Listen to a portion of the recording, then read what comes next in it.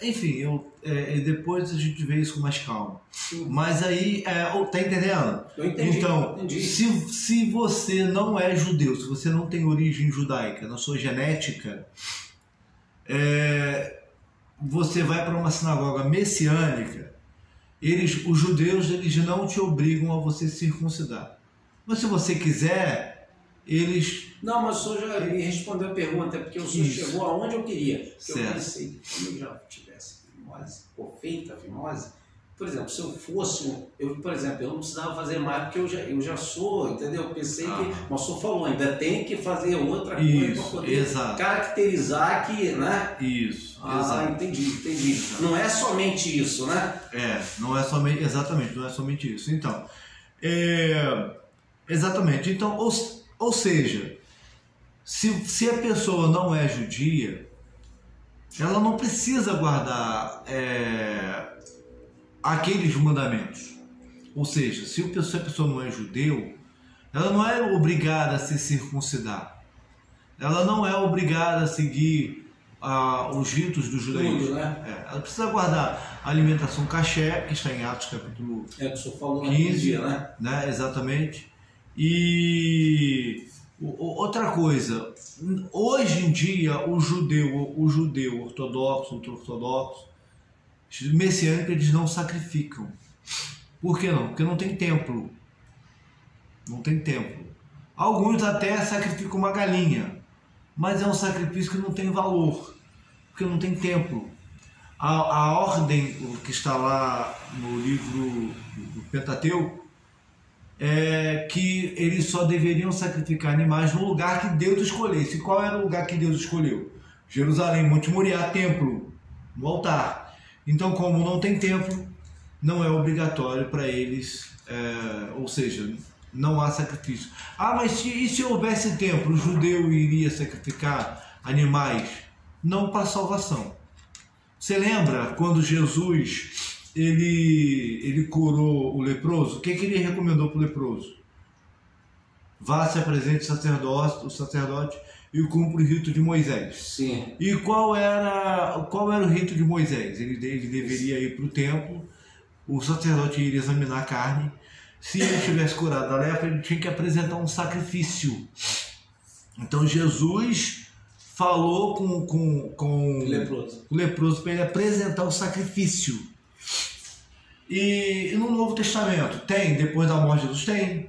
Lá em Atos capítulo 21, se não me falha a memória, o apóstolo Paulo retorna da sua terceira viagem missionária e ele vai para a igreja de Jerusalém e lá ele está com Tiago. Tiago era o presidente da igreja e aí Tiago chega para Paulo e fala assim: Paulo, olha, nós temos ouvido aqui que você está pregando contra a lei de Moisés, que você está pregando contra o templo, que você difama a nossa gente, nosso povo. Então, faz o seguinte, tem um povo aqui que vai cumprir o voto de Nazireu, tá? Voto de Nazireu. Embora não esteja muito claro, mas tudo indica que seja um voto de Nazireu. Voto de Nazireu que se completa, que se faz por um certo tempo. Aí ele falou, olha, faz um voto com eles, depois você vai para o templo, se raspar e fazer o sacrifício. Ou seja, então qual era o voto de Nazireu? Quando a pessoa fazia um voto por determinado tempo, era um voto temporário e não perpétuo, como foi o de Sansão, como foi o de Samuel, como foi o de João Batista. Então, no final do propósito, ele deve oferecer um sacrifício. Entendeu? E aí o apóstolo Tiago recomenda Paulo a oferecer o sacrifício. Agora, esse sacrifício, ele está substituindo o sacrifício de Jesus? Não, é só para cumprir o rito. Entendeu? É para salvação? Não. É para perdão de pecados? Não. É só para cumprir o rito. Entende? Entendi. Exatamente isso. Hoje, existem 100 mil judeus crentes em Jesus só de língua inglesa. Olha, não é pouca coisa. Segundo o judeu messiânico David Stern, que é um dos pioneiros no mundo na fundação de sinagogas para judeus crentes em Jesus. Existem mais de 100 mil judeus crentes em Jesus só de língua inglesa. Não é pouca coisa, né? Então, voltando aqui, então, o que Paulo está combatendo aqui? Essa declaração: para você ser salvo, você tem que se circuncidar e tem que cumprir a lei de Moisés. Ele diz: não é obrigatório, o importante é a circuncisão do coração, tá? Então vamos lá. Qual foi a pergunta que eu não fiz? Refresca a minha memória, fazendo um favor. A pergunta que você fez você está falando de primeiro que ele escreveu, mas de onde, quando escreveu. Isso. Você falou que não ia, então não ia botar porque você tem uma opinião, outros que é de Coríntios e tal, entendeu? Então quem escreveu já respondeu? Já, de onde escreveu, Quando escreveu? Então, quando escreveu também, as opiniões dos comentaristas também são diversas. Alguns acreditam que o apóstolo Paulo teria escrito essa carta um tempo antes dele ir para a segunda viagem missionária.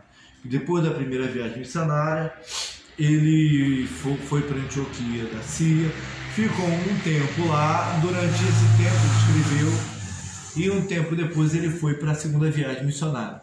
Bom, já respondi que essa é também a minha opinião. Outros acreditam que o apóstolo Paulo teria escrito essa carta por volta do ano 55 depois de Cristo,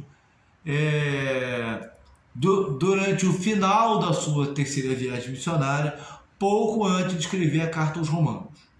Então as opiniões também são diversas. Então eu já expliquei qual é a minha opinião. Então, quando ele escreveu, na minha opinião, pouco tempo depois dele voltar da primeira viagem missionária. Mas a gente acrescenta isso aqui ou deixa, tipo assim, em aberto, porque a gente não tem uma opinião. A opinião do livro. O que o livro fala sobre isso? Aí eu tenho que pegar o livro para ler. Isso, exato. O que o livro fala sobre isso? Se não me falha a memória, que eu li o livro fala a mesma coisa que eu estou falando agora. É porque eu não recordo exatamente em qual página eu li, mas depois o irmão procura encontrar aí local e data de redação. Esse irmão acha aqui. Aí. Local e data de redação? Aí.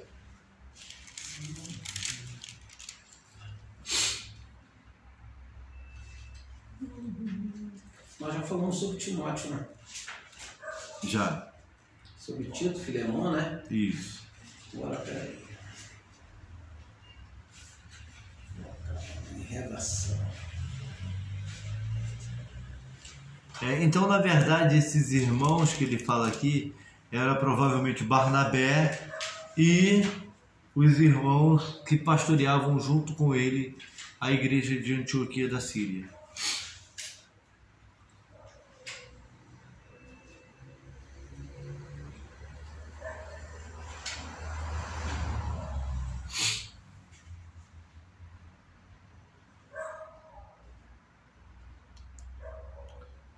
Enquanto o irmão vai procurando, a gente vai dando continuidade. Pode falar. Pode. O senhor quer que eu... o que o senhor pediu aqui? Data e local de redação. Esse irmão encontra essa expressão, data e local da redação. Ou procura data e local de redação. Isso está no mesmo livro que nós estamos estudando aí de Gálatas. Isso. Já achou a parte de Gálatas? Já achou? A partir da página 133. Então, já está aqui. 133 está comigo aqui. Aqui, ó. Aqui. Vamos lá.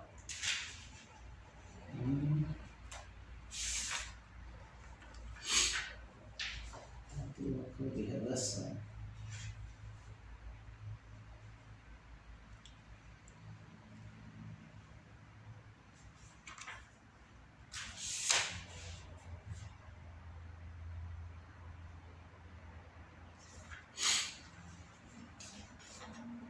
Vamos lá, enquanto o irmão procura, eu vou adiantando aqui.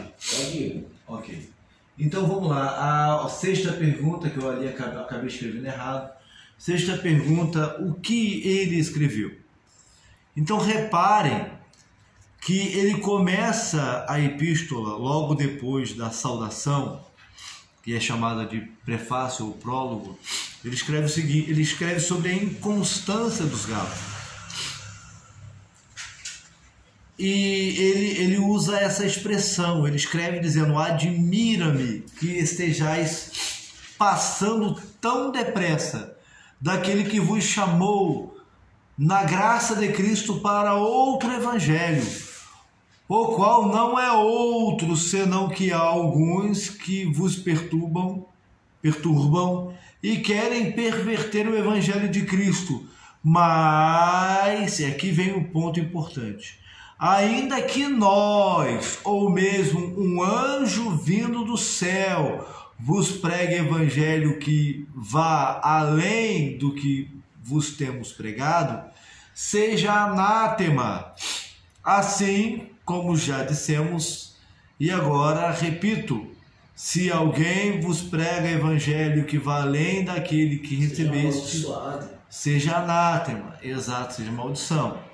Então, ele já começa falando sobre esse outro evangelho. Que outro evangelho é esse que ele está falando? É esse aqui, ó. Para você ser salvo, tem que se circuncidar e guardar a lei de Moisés. Esse é o outro evangelho que ele fala. Que ele está falando aqui. Então, o apóstolo Paulo, ele continua dizendo qual é o evangelho que ele prega. Qual é o evangelho que ele prega? Ele prega o evangelho da incircuncisão. Ou seja, ele prega o evangelho para aqueles que não são judeus. Tá? E aí, depois do prólogo e depois dele expressar, dele falar sobre essa inconstância dos Gálatas, o apóstolo Paulo, ele escreve de forma resumida a sua história. Ele fala que ele era fariseu. E detalhe, quando Paulo aceitou Jesus, ele não deixou de ser fariseu, ele continuou sendo fariseu. Tá? Por quê? O fariseu era um judeu. E ele, crendo em Jesus, ele não deixou de ser judeu. Ele continuou se alimentando da mesma forma como antes, continuou guardando o sábado, continuou frequentando a sinagoga. Basta a gente ler o que está em Atos capítulo 13, onde ele ia. E chegando na cidade tal, no dia de sábado, como de costume, ele entrou na sinagoga e discutia com os judeus a respeito de Jesus, provando pelas escrituras que Jesus é o Messias. Então o apóstolo Paulo, mesmo depois de crer em Jesus, ele não deixou de frequentar a sinagoga e ele não abandonou a cultura judaica, ele continuou praticando o judaísmo. Agora, meu irmão, uma questão dele, ele passou a fazer essas coisas todas depois que ele se converteu, né? Não. Porque algumas defesas dele que ele faz, eu não me lembro aonde ele estava, ele fala assim: eu sou cidadão romano. Ele era cidadão, né, romano, mas sim, ele era, né, judeu. Mesmo ele sendo cidadão romano, ele já praticava essas... Sim, o que é ser judeu? Ser judeu é ser descendente de Abraão, Isaac e Jacó. Esse é o primeiro. Primeiro ponto. Sim. Segundo ponto, ser judeu é praticar judaísmo. É você se alimentar da forma judaica. Ele já fazia isso. Já fazia isso e continuou fazendo depois da conversão. É você guardar sábado, frequentar a sinagoga no sábado. Ele fazia isso antes e continuou fazendo depois, tá? Só que ele cria, pelo que eu entendo, ele cria antes de se converter no Velho Testamento. Assim, que existia um Deus, mas que Jesus, entendeu? Ele não acreditava em Jesus. Né? Na época que ele se converteu, não existia ainda a redação do Novo Testamento. Não existia ainda. Não existia não, né? Não existia. Quando ele se converteu, o que existia era só o Antigo Testamento. Então, grande parte das vezes que nós lemos no Novo Testamento, toda a escritura é divinamente inspirada e proveitosa, ele está falando do Antigo Testamento. É por isso que ele escreveu 13 cartas, né? Do Novo Testamento. Exatamente. Né?